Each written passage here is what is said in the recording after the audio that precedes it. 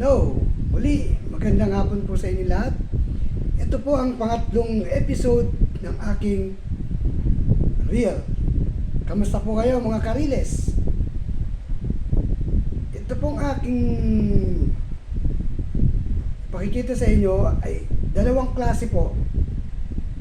Isang electric eel, masdan po ninyo ang itsura. Electric eel po, itong stone map na ginamit ng Japanese Imperial. Electric eel po, ito. Yan po, napakaganda, napakabigat na bato. At ito naman ang kanyang kasamang crab, alimango sa dagat or alimasag.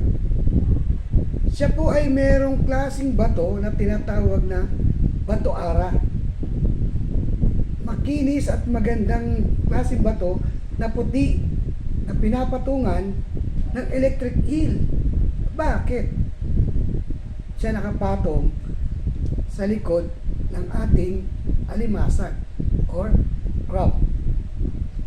Napakaganda na itsura ng kanilang pagkakaukit ng bato natin. Pagmasdan mabuti ang ating alimasag. At ito ay may bato ara. Makinis, makintab, maputi. Tumitimbang siya ng 3 kilo. 2 kilo hanggang 3 kilo bigat nito. Napakabigat po. At napakaganda at napakakinis na bato. Yan po. Ito ay nakuha namin sa lalim na 4 meters sa dig site. Magkapatong po sila sa loob ng dig site at merong plus tunnel sa loob. Pinakuha ko sa tao ko at ibinigay sa akin kung saan ang direksyon itinuturo itong electric eel. Sa susunod na video, ipakikita ko sa inyo kung paano ito nakuha.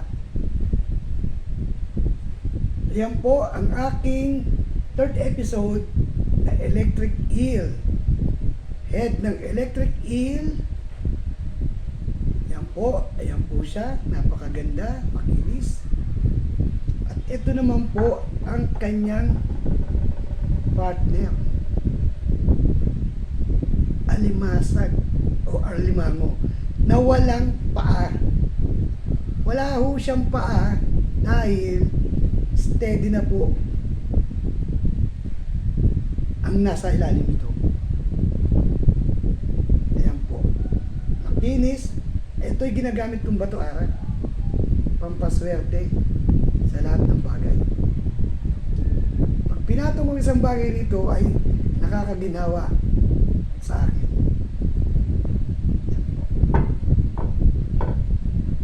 Ito po itsura na nakuha niyan sa ilalim ng dagat sa ilalim na 4 meters.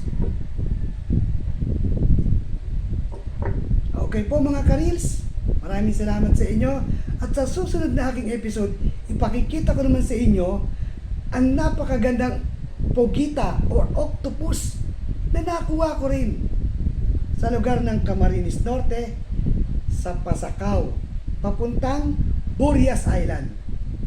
Maraming po salamat. Share and subscribe to follow. Maraming po salamat. Adios.